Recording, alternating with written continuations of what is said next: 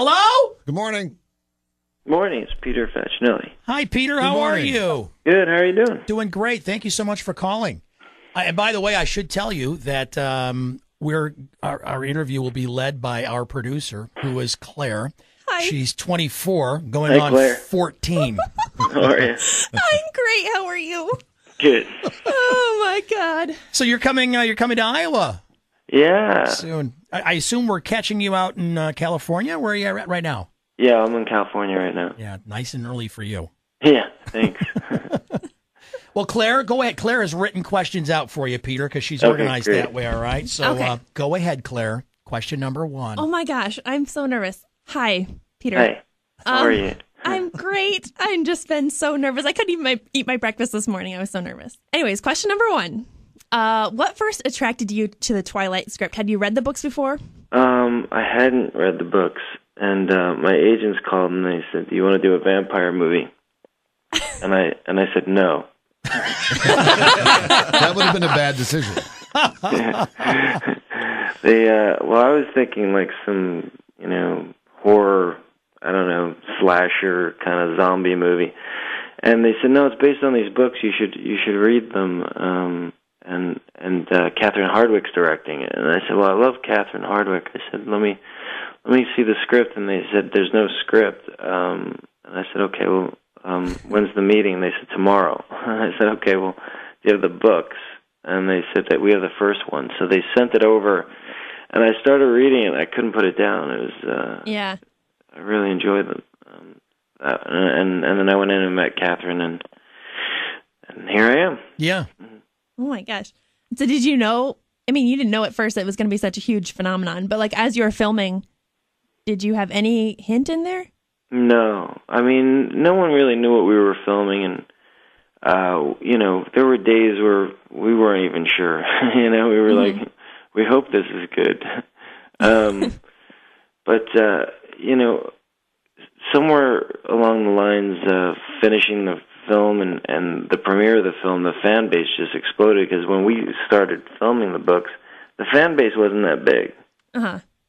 Had it been big, then Brad Pitt would have been playing my role.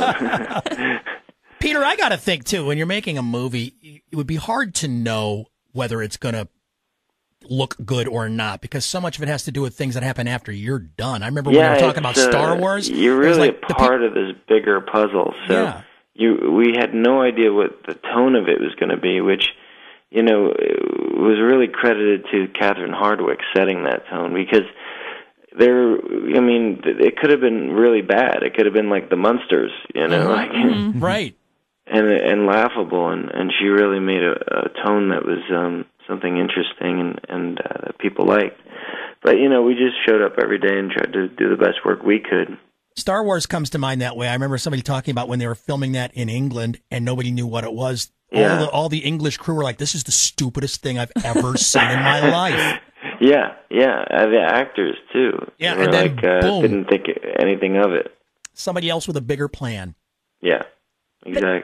Claire, question 3. Okay. Is it hard to switch directors for each movie? I mean, do you kind of set a tone and then you have to switch it up a little bit, or does it? No, because we're playing the same role, and the actors are all coming in and doing. I think I would think it's harder on the director, because they have they're coming in, they have big shoes to fill because the other movies did really well, and they don't want to mess this one up.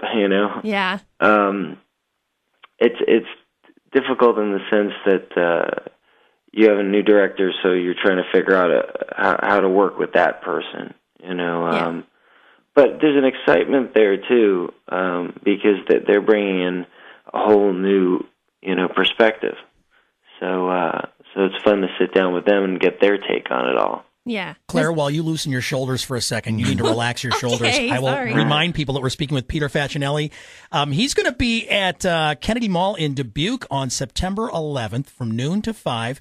They're doing autographs for a fee, and a good portion of the funds are going to Alex's Lemonade Stand for childhood cancer. And why don't you just talk about that real quickly, too, Peter, how that factors into your life? Yeah, sure. That's one of my favorite charities. Alex's Lemonade Foundation was started by these parents that had a daughter named Alex, and she got cancer. And Alex was 8 years old, and Alex used to hold a lemonade stand outside of her home in order to try to find a cure, raise money to find a cure for her cancer. Mm-hmm. And she passed away. And these parents, took this idea and they went nationwide with it. So you could write to you can go to their website, alexlemonade.org, and you can get a lemonade stand kit. And they'll send you this kit. You could hold a lemonade stand in honor of Alex, mm-hmm. and the money that you raise goes to finding a cure for cancer, which I think is just so great because it gets kids involved. Mm-hmm. Like when you're a kid, you're like, what can I do to help out? And it's a perfect opportunity to have fun and to raise money to help other children. And are you a parent, Peter, by chance? I am. I have 3 kids. Okay.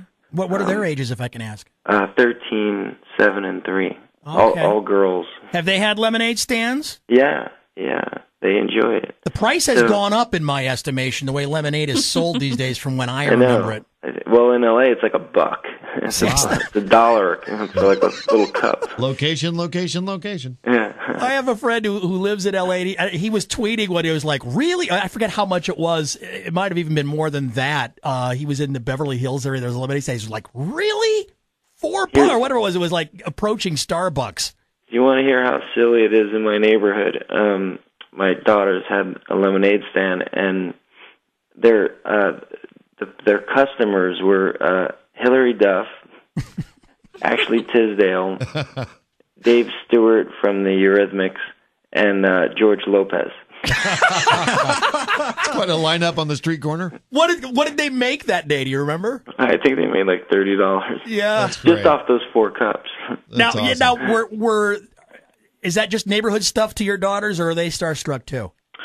No, they're all neighbors, so so no big deal. All neighbors, so it's not really that big of a deal to them. That's awesome. But then, do they have friends that are like, "Hey, go tell your dad to get Robert Pattinson's autograph for me"? Like, do they bug them? No, they're all, to them it's just Dad and Dad's work. And mm-hmm. Okay, then we'll say it. Peter, go get Robert Pattinson's autograph for Claire. You sound like a great guy. What's next for you, by the way, when you're not doing this? What other kinds of acting things are you looking for? I'm doing a show called Nurse Jackie. Yeah. Edie Falco just won an Emmy for it. So. Yeah. I'm excited. We're going into our 3rd season. We start up in 2 weeks. And then I just finished a film that I wrote and produced and acted in. So that comes out next year.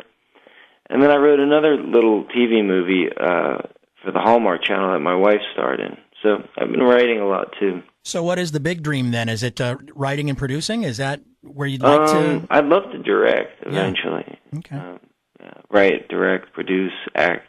I want to do it all. Mm-hmm. And well, we can't wait to meet you. And make lemonade stands on the side. Yeah. Well, that's where the real money is. We all know that. Yeah. Well, we'll see you at Kennedy Mall September 11th, noon to 5. You can meet Peter Facinelli yourself. Thanks so much for spending a little bit of time with us this morning, Peter. Thank you, guys. See you Saturday, Peter. Thanks. See you Saturday. Bye-bye. Take care. Bye.